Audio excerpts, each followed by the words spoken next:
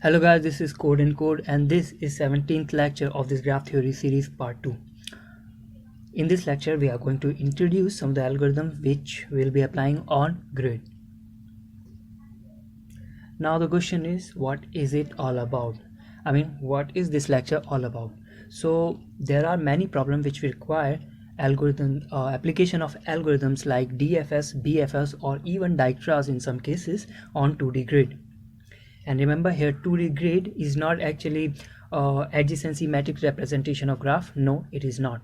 Grid is completely different than adjacency matrix representation of graph. So do not be confused with that. So to solve these problems, which of course you have to apply these algorithms on 2D grid. Let's see what are some of the examples of problem which require BFS, DFS or even Dijkstra's on 2D grid, so that you actually know that learning these algorithms on the application of these algorithms on 2D grid is actually really important. So the first problem I'm going to talk about is jungle run from Hacker Earth.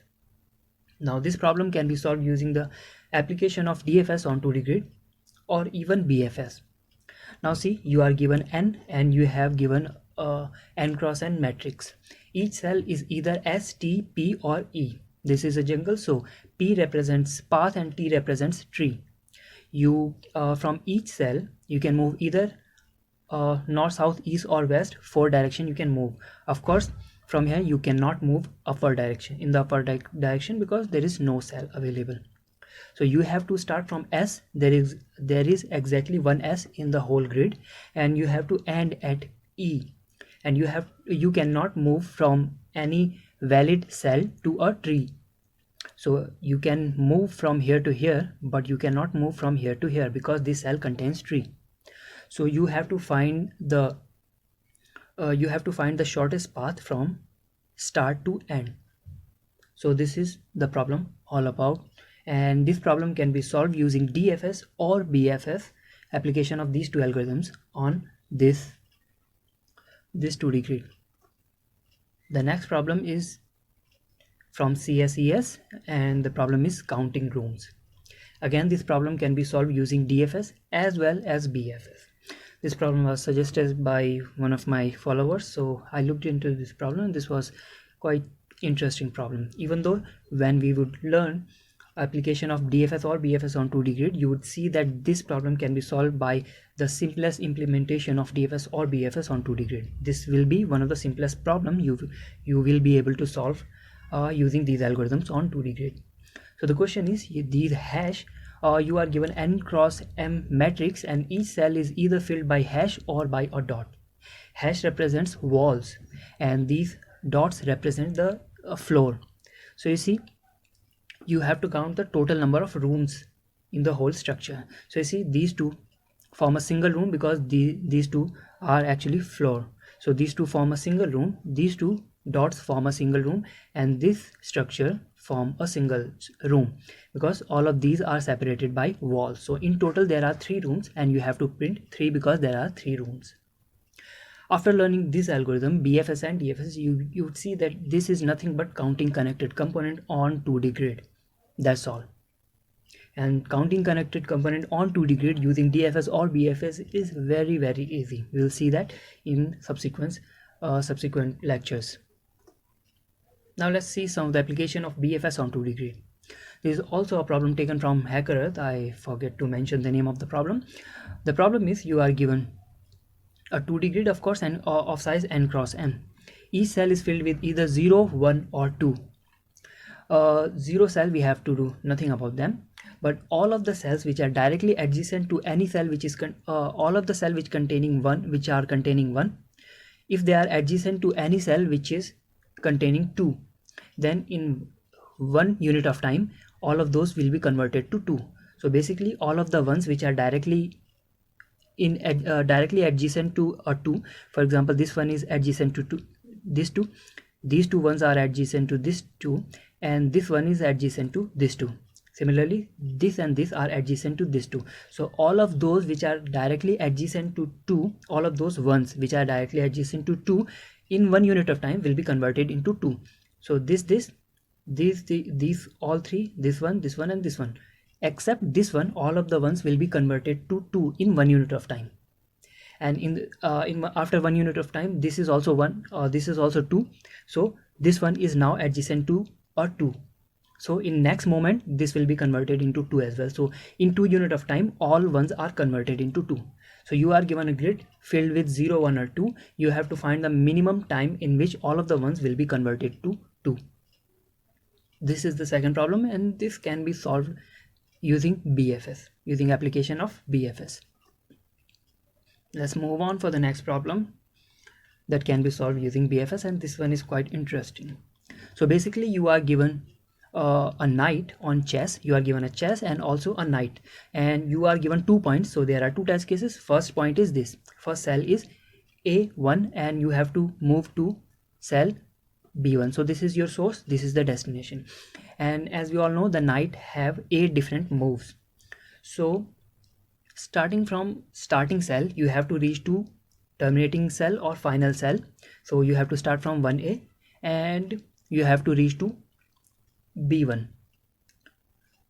Sorry, you have to start from A1 and you have to reach to B1, and you have to count the minimum number of moves required for knight to reach to destination. So in the first test case, as we can see, we require 3 moves to reach from source to destination. Similarly, for second case, you have to start from cell G8 and you have to end at cell F6.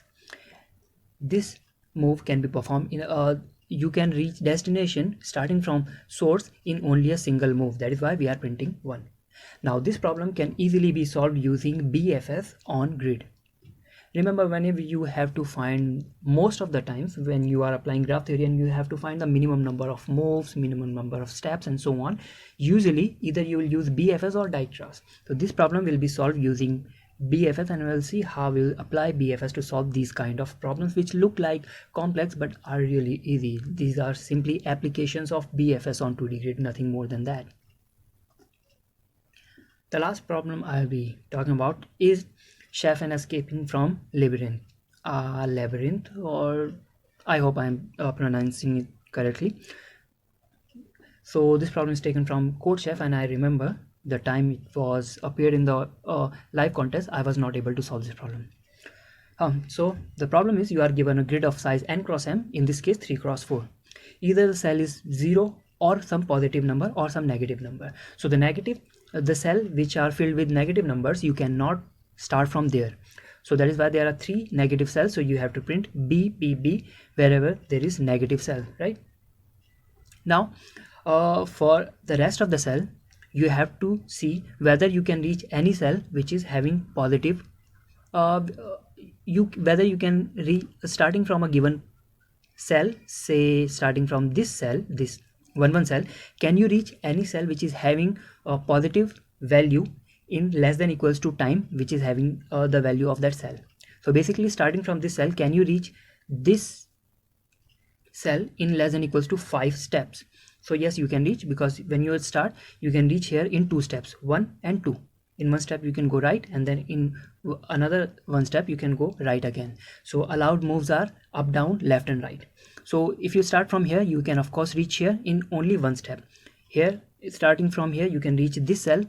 You have to reach a cell which is having a positive value, right? So starting from here, you can reach here in 2 steps. So yes for this, yes for this. And if you start from this cell, you are already in a cell which is having positive value, so no problem there. So that is why these 3 cells are having y, which means yes. Starting from here, you can reach here in less than equals to 5 step. Yes, 1, 2 and 3. In 3 steps you can reach there. Starting from here, you can reach this cell in 4 steps. Starting from here, you can reach this cell in 5 steps. So that is why this all of them are having yes. While starting from here, you cannot reach here in less than equals to 5, because you need 1, 2, 3, 4, 5, 6 steps. So you cannot reach from here to here in less than equals to 5 steps. That is why you will see no here, no here, no here, because these, starting from these 3 cells, you cannot reach any cell which is having positive value less than equals to the value of that positive integer. So that is why 1, 2, 3, these 3 cells, you cannot reach any such cell. That is why in the answer, these 3 cells are printed as no. So this is the problem that we will be solving, and this problem can be solved using Dijkstra's, or some people say you can solve this problem using BFS and priority queue, and I call that as Dijkstra algorithm. Maybe there is different, I do not know, maybe I do not have that much knowledge, but I believe this is Dijkstra's algorithm. So these are the problems that these are some of the example that I'm showing you. There are many problems which require application of BFS, DFS or Dijkstra's on 2D grid. So we'll be learning how we'll be applying BFS, DFS or Dijkstra's on 2D grids in subsequent lectures. So this was all for this lecture. If you have any doubt or query, of course you can ask on the article that I've created for this course on discuss.codechef.com. So I'll be posting the link of that article in the description of this video. So this was all for this lecture. Thank you guys for watching. Until the next video drops, keep coding. Thank you.